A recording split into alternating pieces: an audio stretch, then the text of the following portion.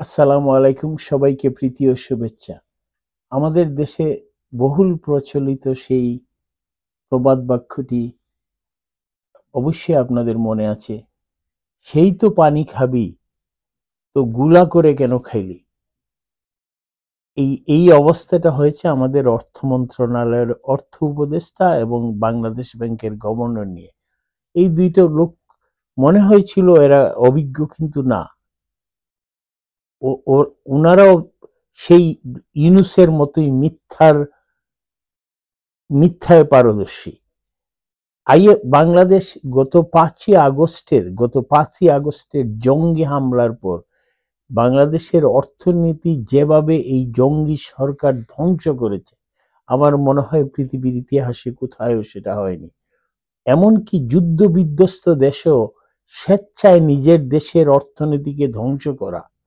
কেন আমি বলবো ধ্বংস করা? কারণ তারা সরকারে আছে, উনি ইউনূস নিজের হাতে করেননি, কিন্তু সেটাকে উনি প্রিভেন্ট করেননি। একের পর এক যে গার্মেন্টস ফ্যাক্টরি, আওয়ামী লীগের নেতাদের ব্যবসা বাণিজ্য, এভরিথিং, শত শত লোকের ব্যবসা বাণিজ্যকে ধ্বংস করে দেওয়া হয়েছে। গরুর ফার্ম, মাছের খামার, গরুর খামার, মাছের পুকুর, জলাশয়, এভরিথিং লুট করে ধ্বংস করে দেওয়া হয়েছে এগুলোতে। এরপরই ইকোনমিক অবস্থা ওয়ার্ল্ড ব্যাংক বলল আরো 30 লক্ষ, এখন হয়তো বলবে কোটির উপরে অলরেডি চলে গিয়েছে। আপনি খালি চোখে দেখতে পাবেন। এর জন্য you don't need to be an economist, আপনাকে ইকোনমিস্ট হতে হবে না। আপনি বাজারে গেলেই বুঝতে পারবেন আপনি বাজারের জিনিসের অবস্থা কি, আপনার পকেটের অবস্থা কি। আপনি রিক্সায় উঠলে রিক্সাওয়ালার ইনকাম থেকে বুঝতে পারবেন। কিন্তু এই যখনই আইএমএফ বাংলাদেশে আসলো, উনারা নিয়ে আসলেন বাকি চতুর্থ এবং পঞ্চম কিস্তি দেওয়ার জন্য। আইএমএফ বাংলাদেশের ইকোনমি, ওরা তো আর ঘাস খেয়ে আইএমএফ এ যায় নাই। দুনিয়ার বেস্ট অ্যান্ড ব্রাইটেস্ট লোকেরাই, অর্থনীতিবিদরাই আইএমএফ এ কাজ করে। ওরা যে 4টি শর্ত দিল বাংলাদেশের এই ইকোনমিক অবস্থার, এই করুণ অবস্থা দেখে, ওরা বলল যে রাজস্ব অর্থনীতির চাপ, এই আমাদের দেশের অর্থনীতি বাঁচাতে হলে রাজস্ব বাড়াতে হবে, ট্যাক্স বাড়াতে হবে। সরকারের কোনো ইনকাম নাই, তো ওটা কি জনগণ থেকে নিয়ে আসতে হবে। প্রাথমিকভাবে ওরা করেছে, সেলফোনে আপনি দেখেছেন 100 টাকা দিলে আপনি 40 টাকার ভ্যালুর এমবি পান। তো ওরা বলল না, উই আর নট স্যাটিসফাইড, আপনি যদি আরো টাকা চান আপনি আরো ট্যাক্স বাড়াতে হবে। মুদ্রাস্ফীতি নিয়ন্ত্রণে আরো সংকুচনমূলক মুদ্রানীতি, আরো মুদ্রানীতিটা আরো আরো প্রপার সময়োপযোগী হতে হবে। বৈদেশিক মুদ্রার বিনিময় হার পুরোপুরি বাজার ভিত্তিক হতে হবে। এখন ওই এই এই সরকার ডলারের কৃত্রিম দাম কমিয়ে রেখেছে, এতে যাতে ইকোনমির অবস্থা ভালো দেখা যায়। আসলে ওইটা আইএমএফ ধরতে পেরেছে, কিন্তু এটাকে বাজার নিয়ন্ত্রণ করবে। আপনার এক্সপোর্ট ইম্পোর্ট, আপনার রিজার্ভ, সবকিছু ভিত্তি করে বাজার, বাংলাদেশ ব্যাংক নির্ভর করবে না। চতুর্থ কন্ডিশন যেটা দিয়েছে ওরা, সবুজ প্রবৃদ্ধি নিশ্চিতে নীতিমালা বাস্তবায়ন, যে গ্রিন ইকোনমির জন্য আপনি এর উপযোগী নীতিমালাগুলো প্রণয়ন করতে হবে।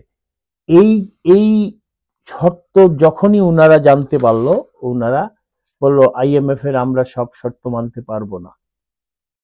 কিন্তু ওনারা চেষ্টা করেছে বিভিন্নভাবে। ওয়াশিংটনে 2বার আসছেন, ঢাকায় আইএমএফ গেছে, দুবাই, পরপর আবার মুখে বলতেছেন উই ডোন্ট নিড ইওর মানি, আমরা তোমার অর্থ চাই না। কিন্তু গত 3 মাস ধরে অনেকগুলো মিটিং করেছে আইএমএফ কে, কিন্তু আইএমএফ যে শর্তগুলো দিয়ে আপনি সেগুলো ভায়োলেট করতে পারবেন না। ওরা সারা দুনিয়ার 190 দেশকে লোন দেয় আইএমএফ। আমাদের সেই তথাকথিত অর্থ উপদেষ্টা বললেন আইএমএফ এর সব শর্ত মেনে আমরা ঋণ নিতে চাই না, কারণ বাংলাদেশ এখন আর আইএমএফ এর এবং বিশ্ব ব্যাংকের উপর নির্ভরশীল নয়। সেটা উনি শেখ হাসিনার ইকোনমির কথা বলেছিলেন।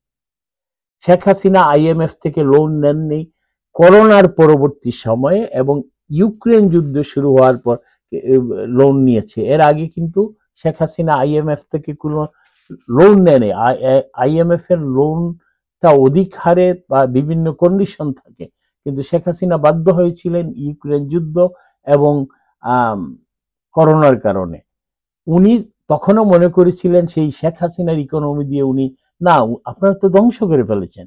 এই সালাউদ্দিন সাহেবই আবার বললেন IMF এর সব শর্ত পূরণ, যে আমি যে পূর্বে যে শর্তগুলোর কথা IMF এর দেওয়ার বলেছি, উল্লেখ করেছিলাম, উনি বলেছেন IMF এর সব শর্ত পূরণ করা সম্ভব নয়, বিশেষ করে বাজার ভিত্তিক বাজার ভিত্তিক বিনিময় হার চালু করা এখনই সম্ভব না। ডলারের উনারা আর্টিফিশিয়াল 120 টাকা 19 টাকা বা 100 এইভাবে রাখতে চান। যদি IMF এর শর্ত মানি, তবে বিনিময় হার 160 থেকে 200 টাকা পর্যন্ত পৌঁছতে পারে, তখন পরিস্থিতি শ্রীলঙ্কা বা পাকিস্তানের মতো হতে পারে। আপনি কিভাবে আর্টিফিশিয়াল ইকোনমি, আপনি ভিক্ষাও চান, আবার কি কত টাকা ভিক্ষা নেবেন, কিভাবে আপনার না, ভিক্ষা যখন চাবেন তখন যে ভিক্ষা দেশ তার মর্জি মতো আপনাকে শুনতে হবে। আপনার এই অবস্থানে আপনারা ইকোনমি ধ্বংস করে দিয়েছেন। উনি যখন দেখলেন এইসব আলাপ আলোচনা উনি লাভ হচ্ছে না, ওয়াশিংটনে যাচ্ছেন, IMF কে ধোঁকা দিতে পারেন নাই, তখন উনারা হুমকি দিলেন যে ঋণ না দিলে IMF এর লোকদের চাকরি চলে যাবে। How come? আপনি কিভাবে IMF এর চাকরির এগুলো হলো, তাও ইংরেজি, বাংলাদেশের মিডিয়াতে বুঝাচ্ছেন উনারা এত বড় ক্ষমতাশীল লোক, তৌহিদি, উনারা তো আজকাল তৌহিদি জনতা। এইসবের মধ্যে IMF পরিষ্কার বলে দিল এই গত মাসে যে আমরা তোমাদের লোন দিব না। কিন্তু এই যদি লোন না পান, বাংলাদেশটা এমনিতে ধ্বংস, মানুষের খাওয়ার নাই, এর চেয়ে আরো কঠিন অবস্থা হবে। তাই লেজ গুঠিয়ে উনারা IMF এ না খেয়ে খত দিলেন। তারপর দেখেন, এই সরকার রাতের অন্ধকারে কাজ করে। মধ্যরাতে, গতকাল মধ্যরাতে অধ্যাদেশ জারি করে ওরা NBR কে বিলুপ্ত ঘোষণা করেছে, এবং এখন NBR এর পরিবর্তে 2টি ডিপার্টমেন্ট চালু করেছে, আর ডলার ওপেন করে দিয়েছে। এক কথায় IMF যেগুলো বলে, যে শর্ত দিয়েছে, সমস্ত কিছু নাকে খত দিয়ে উনারা মেনে নিল। তো কেন আগে এই ড্যামেজটা, এতদিন যে ড্যামেজ হলো, IMF টাকাটা পেলে হয়তো কিছুটা মানুষের উপকার আসতো। লং টার্ম IMF এর লোন নিয়ে কোনো দেশই ভালো করতে পারেনি, কিন্তু সাময়িক তো মানুষের এই কষ্ট থেকে বাঁচতে পারতো না। ওনাদের সেই ইগোর জন্য উনারা সবাই নোবেল বিজয়ী, কিন্তু আসলে তো কি বাংলাদেশের মানুষ বুঝতে পারতেছে, এরা দেশের সার্বভৌমত্ব বিকিয়ে দিয়েছে, ইকোনমি ধ্বংস করেছে, ছাত্র সমাজ ধ্বংস করেছে, শিক্ষক সমাজ ধ্বংস করেছে, এভরিথিং। আওয়ামী লীগের যে কিছু বড় দল আওয়ামী লীগ, এর মধ্যে কিছু দুর্নীতিবাজ ছিল, এরা 15 বৎসরে যে দুর্নীতি করেছে, এই উপদেষ্টা বা এই সরকার গত 7 মাসে ইউনূস সহ তার চেয়ে 20 গুণ বেশি। চিন্তা করেন, ইউনূস ম্যান পাওয়ার বিজনেসের লাইসেন্স ইউনূসের নামে, নিজের 660 কোটি টাকা কর মাফ, আগামী 5 বছর কর দিতে হবে না, গ্রামীণ ব্যাংকের মালিকানা সরকার থেকে গ্রামীণ ব্যাংকে ফিরিয়ে দেওয়া, এইভাবে নিজের পকেট ভরার জন্য যত কিছু করা ওরা করে নিচ্ছে। ওরা মনে করতেছে ওরা রেহাই পাবে না। মীর জাফরের গোষ্ঠী আজও এই এত বৎসর পর, 300 বৎসর পর মীর জাফরের গোষ্ঠীকে আজও মানুষ ঘৃণা দেয়। এই ইউনূস এবং তার উপদেষ্টা এবং তার সেই তৌহিদি বাহিনী, এদেরকে মানুষ রেহাই দেবে না। তাই আসুন, এই ইউনূস গংদের বিরুদ্ধে দুর্বার আন্দোলন আমরা গড়ে তুলি। যে যার জায়গা থেকে, বিশেষ করে এই সব যারা প্রবাসে, এরা প্রবাসে টাকা পাঠাচ্ছে, প্রবাসে প্রতিটি দেশে এদের বিরুদ্ধে আমরা প্রতিরোধ গড়ে তুলতে হবে। তাই ভালো থাকবেন। জয় বাংলা, জয় বঙ্গবন্ধু।